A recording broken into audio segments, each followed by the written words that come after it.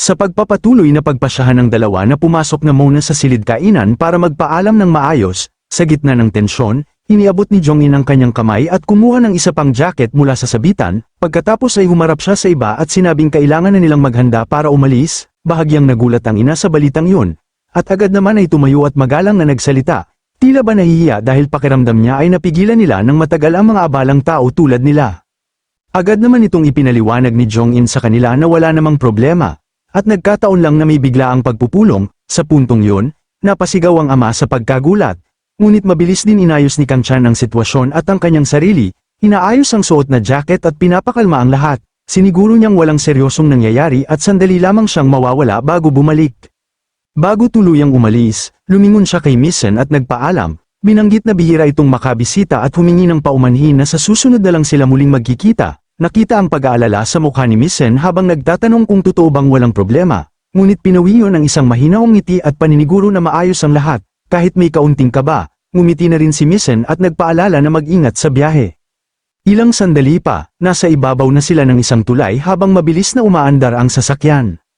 Napansin ni Kang Chan ang lalaking kasama niya at sinabihan siya na tawagan si Department Head Kim Hyun-dong, kaagad siyang nakipag-ugnayan at matiyag ang naghintay habang nakadikit ang telepono sa kanyang tainga. Sa kabilang linya, iniulat na nakapwesto na ang isang espesyal na grupo ng mga ahente sa paligid ng bahay ng direktor na si Smith Hand. Sinabi rin na nasuri na ang mga kaina-hinalang tao, ngunit wala pa silang nakikitang kakaiba, pati na rin sa kasaysayan ng tawag ni Smith Hand.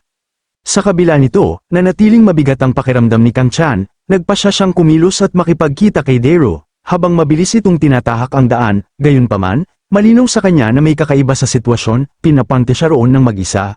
At may posibilidad pang may planong pagpapasabog, kahit pa isang suicide attack, lalo pang naging kaina-hinala ang lahat dahil patay na si Mr. Yang Jin-woo, at wala nang magtatakip sa anumang ilegal na galaw.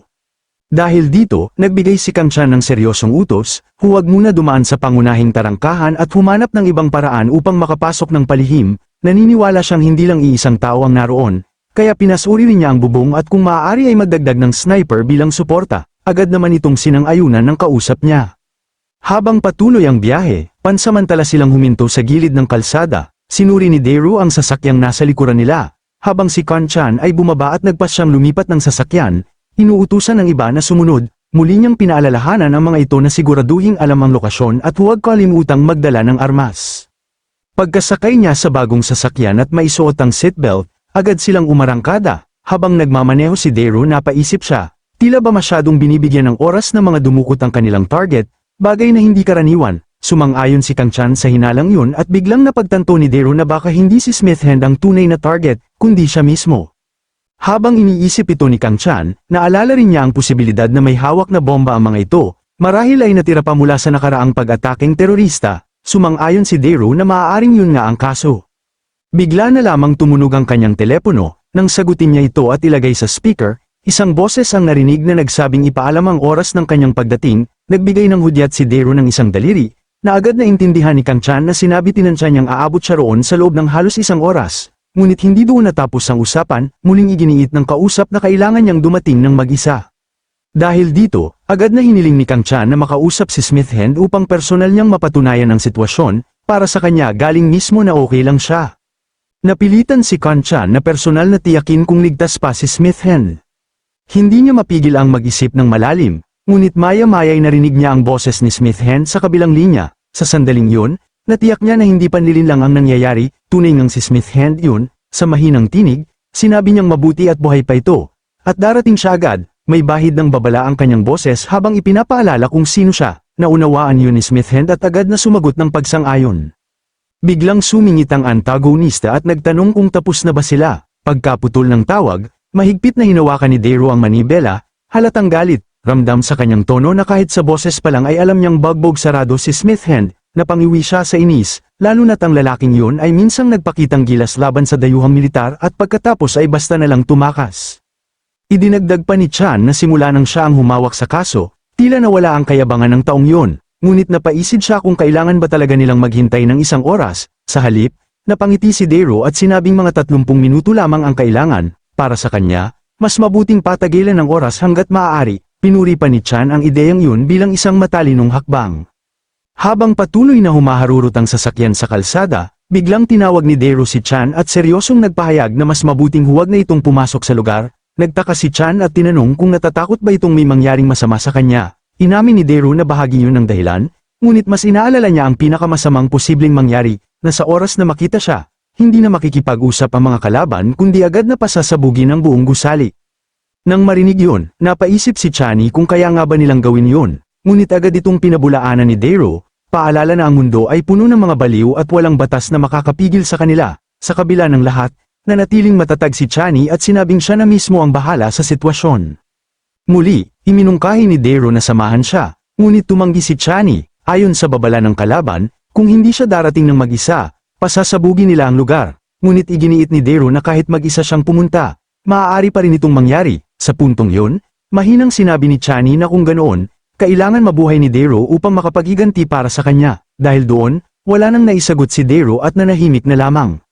Muli namang tumawag si Chani, pagkasagot ng kabilang linya, agad niyang ipinaalam sa department head na malapit na sila. Ibinigay naman ang mga tagubilin sa kabilang linya, malapit sa isang restaurant sa paanan ng tulay Hanam ay may naghihintay na itim na van, at may mga sundalong nakaposisyon sa paligid, may bantay na rin sa bubong.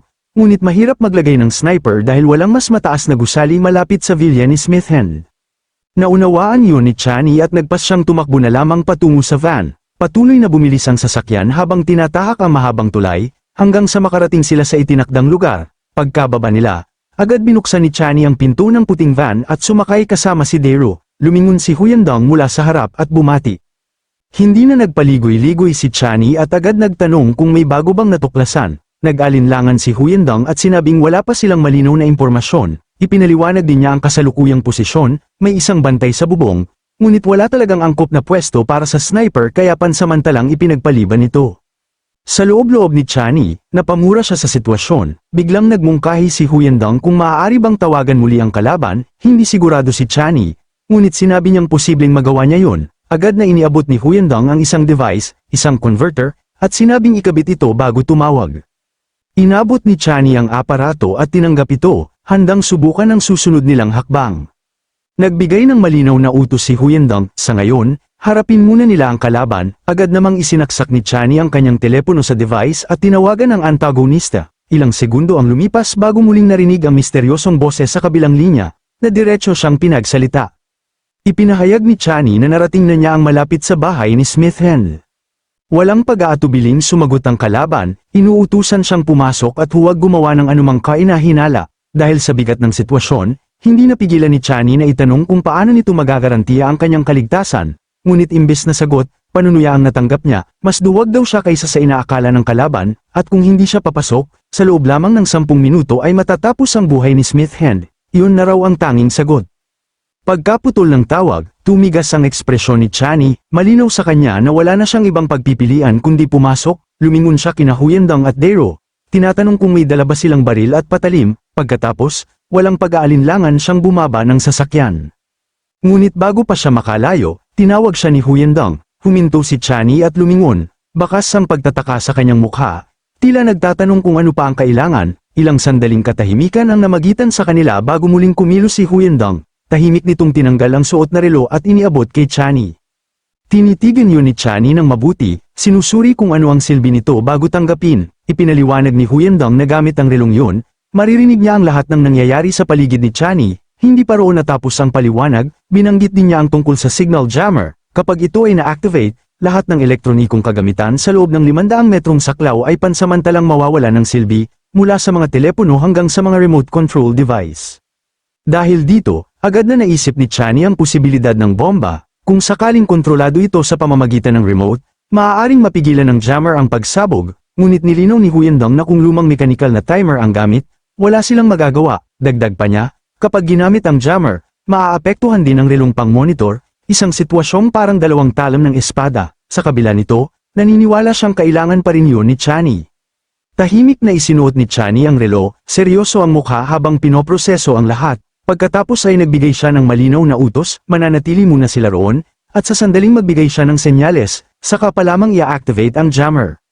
Sa loob ng sasakyan, bahagyang napakunot ang noo ni Huyandong habang nag-iisip, ngunit kalaunan ay sumang-ayon, idinagdag pa niya na kasabay ng signal ni Chani ay sisimulan na rin nila ang kanilang paglusob. Nagtanong si Chani kung paano nila ito gagawin, at ipinaliwanag ni Huyendong ang plano, tatanggalin muna ang bantay sa bubong, saka papasukin ng mga ahente sa pamamagitan ng balkonahe, may isang ita talagang bumaril sa tagamasid, habang ang iba naman ay tahimik na papasok. Nasiyahan si Chani sa planong yun, nang tanungin niya kung paano siya magbibigay ng signal, biglang sumingit si Daru mula sa likuran at nagmungkahi ng isang simpleng paraan, gumamit ng salitang unconditionally, bilang senyales. Mabilis itong sinang-ayunan ni Huyendong, at tiniyak na sa sandaling marinig nila ang salitang yon, agad nilang sisimulan ng pag-jam ng signal at ang operasyon. Tumango si Chani bilang tanda ng pag-unawa, pagkatapos ay lumingon siya kay Daru, diretso itong tinitigan sa mga mata, at may bahid ng biro ngunit seryosong laman ng sinabi, kung sakaling magkamali siya, ubusin na lang nito ang lahat ng kalaban. Ngunit iba ang naging reaksyon ni Daru, biglang sumiklab ang galit nito, litaw ang mga ugat sa mukha habang mariing nagsalita. Hindi lamang daw ang mga kalaban ang lilinisin niya, pati ang pamilya, kaibigan, at maging ang mga kapitbahay ng mga ito ay hindi niya palalampasin. Sa sandaling yun, lalo pang bamigat ang hangin sa paligid, at malinaw na wala ng atrasan sa laban na kanilang haharapin. Nang marinig ni Chani ang sinabi ni Daru, napatawa siya ng may halong panunuya, tila ba walang pakialam kahit pa madamay ang mga kapitbahay, dahil dito, lalo pang nainis si Daru, kumunot ang noo at mariing sinabi na sapat na kung hindi lang siya mamamatay. Sa halip na matakot, natawa lamang si Chani at sinabing may punto ito. Pagkatapos, tumalikod si Chani sa sasakyan at sa grupo ni Daru. Sa isang seryosong tinig, nagpaalam siya na aalis na, at saka naglakad ng mag-isa sa gitna ng kalsada, walang ibang sasakyan o tao sa paligid, siya lang mag-isa, tahimik na humaharap sa panganib, habang naglalakad, nasasalamin ang kanyang mukha sa isang convex mirror sa gilid ng daan, at sa kanyang isip ay patuloy ang malalim na pagsusuri sa sitwasyon, napansin niyang napakaraming bahay sa paligid at hindi pabor ang lugar para sa mga sniper, isang bagay na lalong nagpapahirap sa plano. Hindi niya namalayang mula sa itaas ng bubong ay may matang lihim na nakamasid sa bawat galaw niya, ngunit nanatili siyang kalmado at tuloy-tuloy ang hakbang papasok sa loob ng compound. Sa harap ng bahay, napansin niya ang mailbox na puno ng mga lumang dyaryo, palatandaan na matagal nang may nangyayaring kakaiba roon. Huminto siya sa harap ng malaking gate, bahagyang tumingala, at saka marahang itinulak ang pinto papasok. Habang naglalakad sa loob, nanatiling alerto ang kanyang ekspresyon, hindi niya alam na sa mismong itaas ng bubong ay may sniper na nakatutok ang baril direkta sa kanyang ulo, isang galaw lang sana at maaari na niyang makita ito, ngunit hindi siya tumingala. Nang makarating siya sa harap ng pintuan ng bahay, napaisip siya, alam niyang pagpasok niya ay siguradong kakapkapan siya, kaya upang hindi magdulot ng hinala, naalala niya ang bantang nasa bubong at nagpasya siyang isuko ang nakatagong armas. Dahan-dahan siyang yumuko at maingat na inilabas ang maliit na baril mula sa loob ng kanyang pantalon, saka itinago ito sa sulok ng pader, pagkatapos ay tumayo siya ng tuwid at pinindot ang doorbell. Unti-unting bumukas ang pinto, at sumilay ang liwanag mula sa labas papasok sa loob. Ang anino ni Chani ay hamaba sa sahig habang siya ay nakatayo sa bungad. Sa loob, may isang taong nakasuot ng itim mula ulo hanggang paa, tanging mga mata lamang ang nakikita. Nakahawak ito ng baril at matalim ang tingin kay Chani, bago ito tumango bilang hudyat na pumasok siya. Agad sumunod si Chani, ang lalaking iyon ay pumwesto sa likuran niya, itinapat ang baril sa likod ng kanyang ulo habang siya'y dinadala sa loob. Pagbukas ng isa pang pinto, tumambad ang kalunos-lunos na kalagayan ni Smith Hand, nakagapos sa isang upuan, duguan ang ulo, at halos hindi na makilala sa sobrang pamamaga ng mukha, may isa pang bantay sa likod niya. Sa nakita, bahagyang kumunat ang noo ni Chani, ngunit agad ding naging blanko ang kanyang ekspresyon. Sa kabila ng lagay ni Smith Hand, naisip niyang hindi lang ito basta pinahirapan, malamang ay lumaban din ito kahit wasak na ang katawan. Habang nakatutok pa rin ang baril sa kanyang ulo, tahimik lang si Chani, walang takot o pag-aalinlangan sa kanyang kilos. Maya-maya, inutusan ng armadong lalaki ang isa pang kasama na kapkapan siya, agad sumunod ang lalaking naka-jacket at sinimulang halugugin si Chani mula ulo hanggang paa. Pinagmasdan siya ni Chani nang may matalim na tingin, at napansin yun ng lalaki kaya tumingin din ito pabalik ng may pagbabanta. Nang matapos sa harap, lumipat ito sa likuran at doon ay may nakuha, isang maliit na baril na nakatago. Malamig ang mukha nitong bamulong, tila dismayado na hindi pa rin tumitigil si Chani sa mga laro niya. Sa kabila ng pagkakatuklas ng armas, nanatiling kalmado si Chani, wala man lang pagbabago sa kanyang ekspresyon, parang walang nangyari, hindi niya pinansin ang dalawang lalaki sa tabi niya. Sa gitna ng tensyon, inutusan ni Chani ang lalaking nakatayo sa tabi ni Smith na magsalita, ngunit imbes na sumagot, dahan-dahan itong itinaas ang kanyang damit at ipinakita ang nakakabit na bomba sa kanyang katawan. Agad itong lumapit at pumwesto sa tabi ni Smith, na nakagapos pa rin sa upuan at walang magawa kundi panoorin ang nangyayari. Sa isang tingin pa lang, naunawaan na ni Chani ang sitwasyon. Kapag sumabog ang bombang yun, walang kahit sino sa loob ng bahay ang makakaligtas. Sandali siyang nag-isip, bago nagsalita sa tonong may halong panunuya. Pinapuna ang makakapal na suot ng lalaki, na parabang nilalamig ito ng sobra. Agad namang nagalit ang lalaking may bomba at pinagbawalan siyang magsalita ng kung ano-ano, ngunit sinamantala iyon ni Chani. Kung ipagbawal mo, kung ipagbabawal mo ito, kailangan ko bang sumunod ng walang kondisyon, sa salitang English? If you forbid it, do I have to unconditionally obey? Sa hudyat na unconditionally, ay alam na ng kasamahan ang kanilang gagawin. Hindi pa man natatapos ang kanyang salita, biglang kumalabit ang baril sa kanyang likuran. Sa katahimikan ng sandaling yun, kahit ang pinakamaliit na tunog ay rinig na rinig, at naramdaman ni Chani ang pagkalabit ng gatilyo. Sa isang iglap, iniwas niya ang ulo, at muntik na niyang maiwasan ang kamatayan. Nagulat ang lalaking nasa likuran niya nang makaiwas siya sa bala. Ngunit hindi na siya nabigyan ng oras para makabawi. Mabilis na kumilos si Chani, umikot siya at hinawakan ng baril, itinutok ito palayo, at buong lakas na itinulak ang kalaban papunta sa lalaking naka-jacket. Kasabay nito, pinaputok niya ang baril, tinamaan ang naka-jacket na agad na bumagsak. Kahit nakapagreklamo pa ito sandali, tuluyan din itong nalagutan ng hininga. Upang makasiguro, muling nagpaputok si Chani. Hindi pa tapos ang laban, mabilis niyang sinubukang itutok ang baril sa lalaking may bomba. Ngunit lumaban ang armadong kalaban, agad itong samiko at tumama sa mukha ni Chani. Sa kabila nito, patuloy pa ring pumuputok ang baril habang nag-aagawan sila sa kontrol.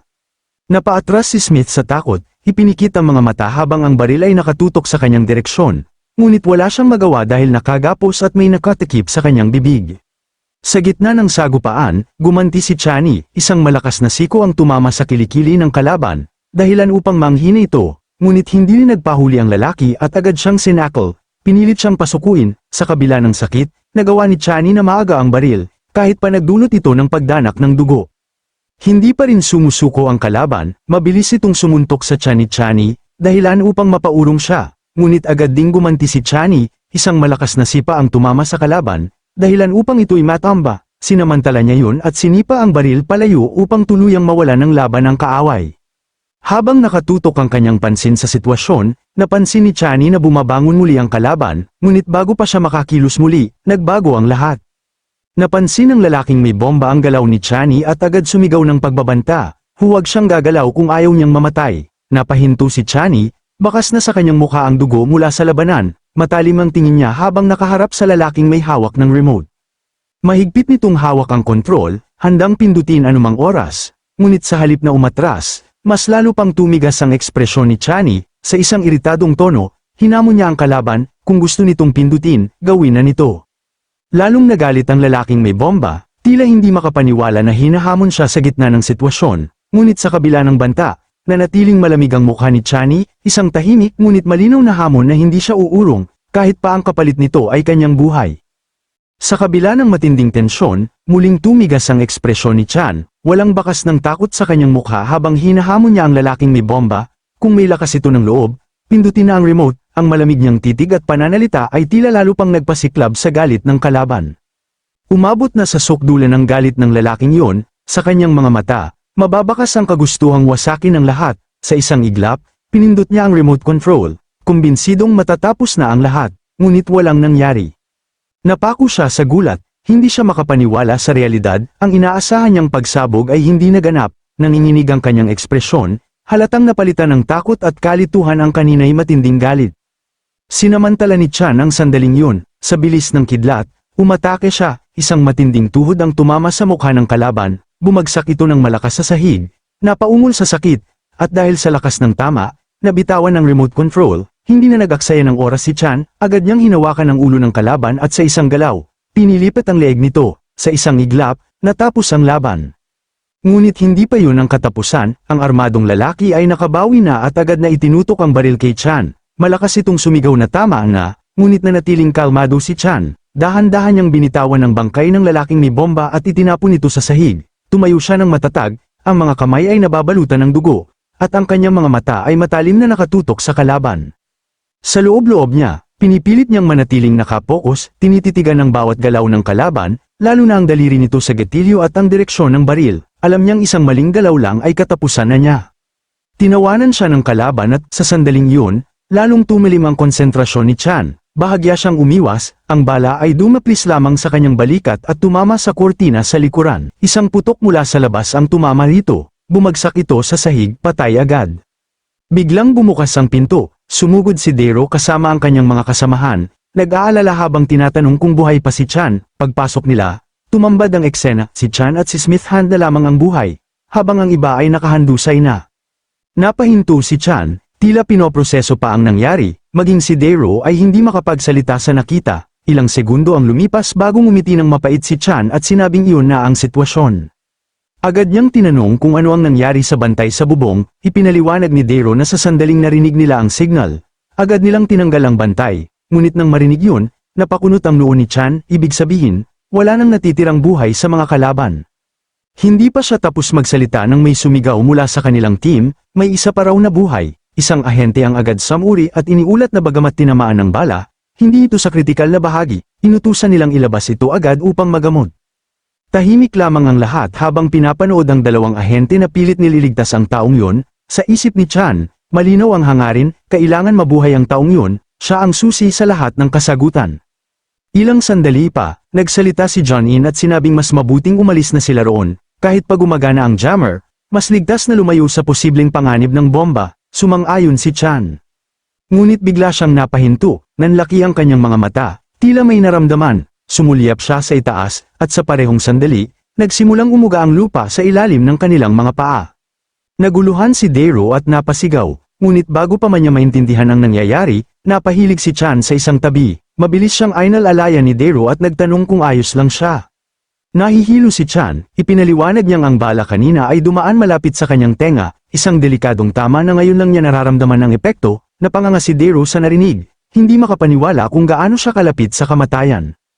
Tiningnan ni Chan ang kanyang kamay, kanina'y abala sa laban kaya hindi niya napansin, ngunit ngayon ay unti-unti niyang nararamdaman ng hilo, parang lasing, napagtanto niyang kailangan na niyang magpagamot. Lumapit si John In at inalalayan siya, sinasabing siya na ang bahala. Sa gitna ng kaguluhan, unti-unting umaalis si Chan, bit-bit ang bigat ng laban na muntik na niyang hindi malagpasan.